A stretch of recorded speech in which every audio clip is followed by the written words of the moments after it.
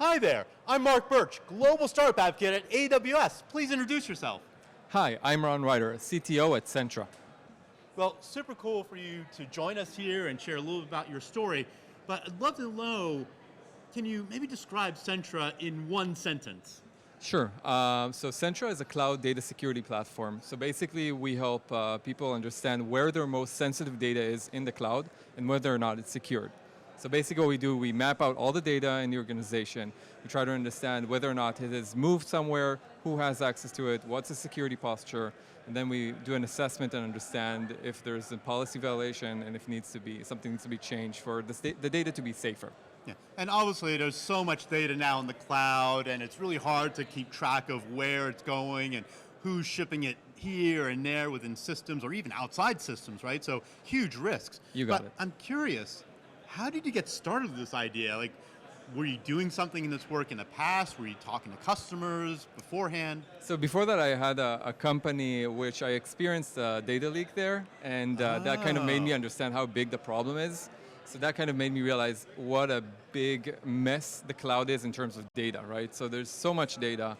You don't know where it is. You quickly lose control of it, and you don't know where people are copying it, and what's secure, what's sensitive. And you really need someone to take over it and look after all the data. And it's just a virtually impossible task without proper technology that helps you to do it automatically. Right. And you've been building out this solution.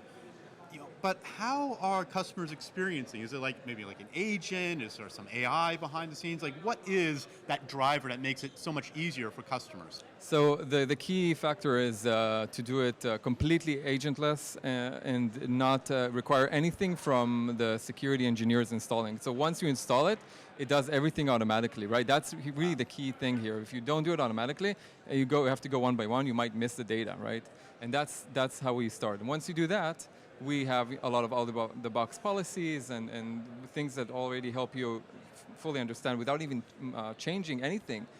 So it just, connect and you get the alerts right away. That's so phenomenal. Taking a lot of that undifferentiated heavy lifting around managing your data and the security around it off the shoulders of teams so they could focus on real value-added tasks. Exactly.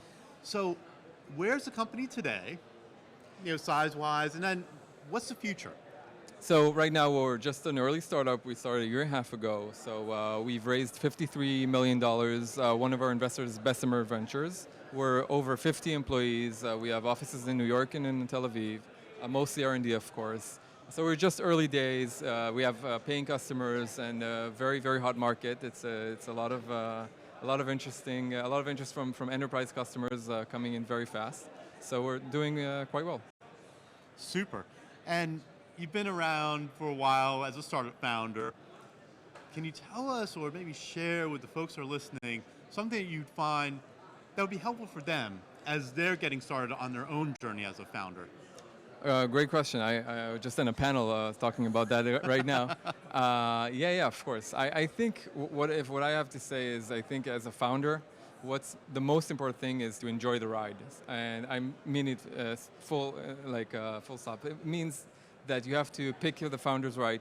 You have to pick what you do, and you have to enjoy it every day. And you have to start your startup for the right reasons. If you start a startup because you want to sell your startup, it's not the right reason. You have to love what you do, and you have to love the act and the process of building the startup. If you don't enjoy it and you don't enjoy the specific job that you're doing, it's not going to work.